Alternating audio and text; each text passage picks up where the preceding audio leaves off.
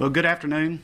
I'm Jody Wade, Sheriff of Bibb County. I thank all y'all for coming today and help us get some of this information out. Maybe it'll lead to more victims coming forward, unfortunately. I'd first like to thank my team, my Chief Investigator, Chris Poole, Investigator Justin Hobbs. They've worked tirelessly on this case.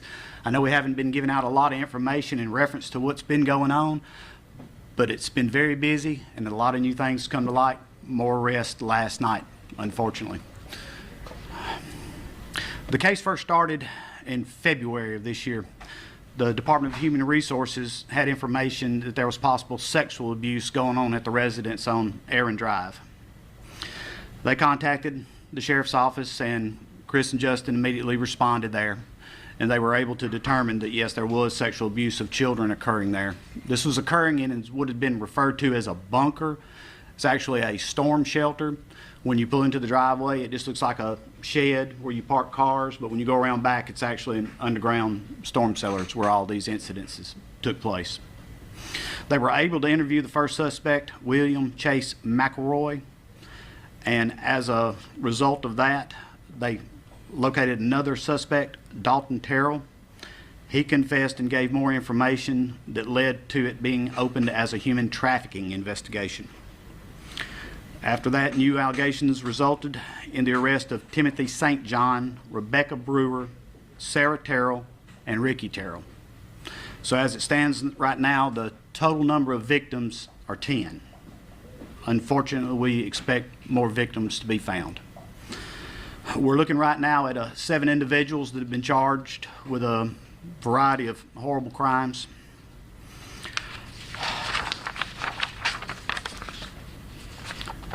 The first suspect is William Chase McElroy.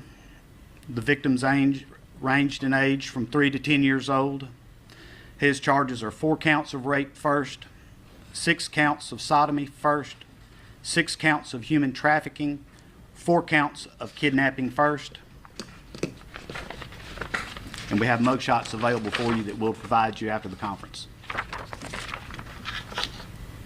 The second arrest is of Dalton Terrell. His charges are rape first, 5 counts, sodomy first, 7 counts, human trafficking, 6 counts, kidnapping first, 4 counts. The third arrest is Andres Velasquez Trejo. His charges are 6 counts of human trafficking. Those victims ranging in age from 3 to 15 years old. Next is Timothy Dale St. John Jr. His charges are 2 counts of rape first, 4 counts of sodomy first, 4 counts of human trafficking, 3 counts of kidnapping first, 1 count of bestiality, 1 count of aggravated cruelty to animals. In addition to the animals, the victims ranged in age from 3 to 10 years old. Next is Rebecca Brewer.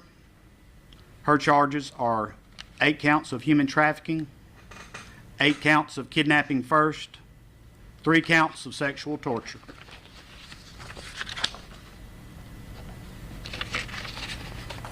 Next arrest is Ricky Terrell. His charge right now is 1 count of rape first.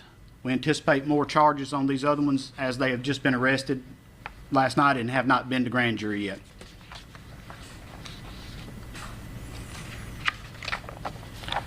The final arrest made, Sarah Louise Terrell.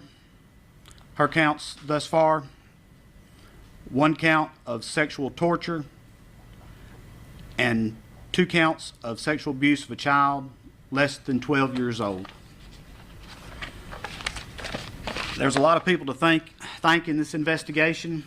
In addition, we'd like to thank our DA's office, the 4th Judicial District Attorney's Office, the Central Alabama Child Advocacy Center that helps with interviewing the small victims in this case, the Alabama Fusion Center that helps us get all this information together and get us a timeline going and help organize everything. Bibb County Department of Human Resources, they've been invaluable. The Department of Homeland Security, as we're looking into possible gang affiliations with one of the suspects that's been arrested. Known ties to a gang that's known their main source of income is child sex trafficking. And our 911 dispatchers, they do a tremendous job, and they do so much for us other than just answer the radio and tell us where to go. Right now, the children, the victims that we have identified, have been removed safely when this immediately was made aware, and they are in the Department of Human Resources in their custody, and they are safe and being cared for and speaking with counselors to help them get through this horrible thing that's happened to them. It's still an ongoing investigation, and we anticipate more arrests and, unfortunately, more victims.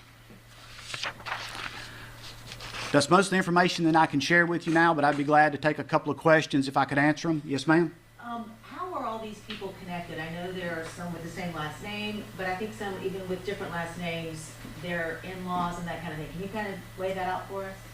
Correct. And for the privacy of the children, I'll just suffice it to say that yes, some of the victims, the offenders, were their parents and different relatives and things like that, which you can draw from the last names being the same as the offenders and victims. So, yes.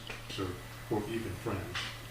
Correct. Well, a lot of the relatives being involved, so they're not going to come forward. But as far as this, there was a suspicion by the Department of Human Resources. There was child abuse going on there, and that's when they contacted us to open the investigation.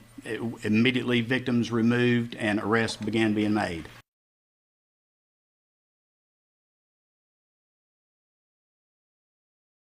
Depends on what appointment time the offender.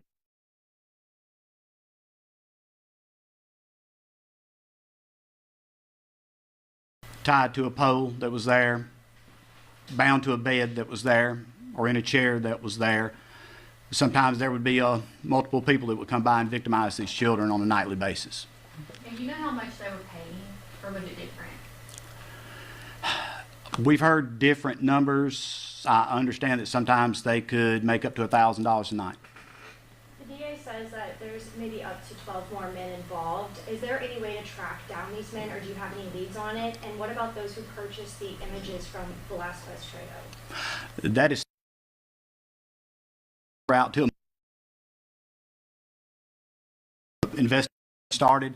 So yeah, I was waiting until a time such as this when we had the known victims safe and the for sure known suspects in custody before we wanted to give out a lot of information on this case, but it is still ongoing. And like I said earlier, unfortunately, I'm afraid there's going to be more victims and many more suspects. And these guys are diligent, and they're going to run down everybody they can.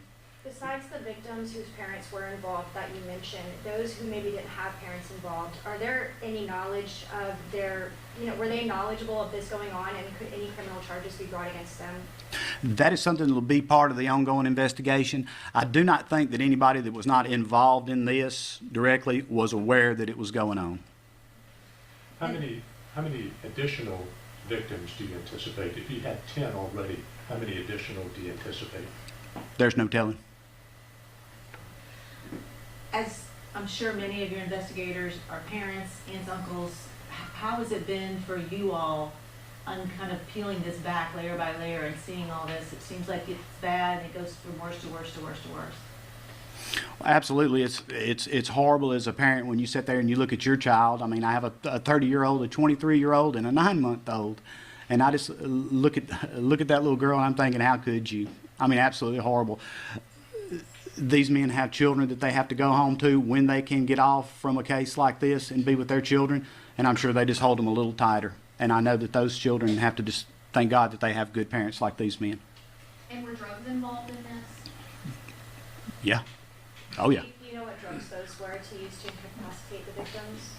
No, ma'am. I think it may have been something, not necessarily a narcotic, more something like to make them a little bit more drowsy and a little bit more compliant for the ones that were physically able to somewhat try to fight back and protect themselves. But no, and I know that there was another investigation that was that had kind of crossed over a little bit involving drugs at that residence, and then we kind of had to say, all right, let's wait a minute on that. We've got more important things that we have to address right now. And do you know who was getting the money that they would pay, who the money went to?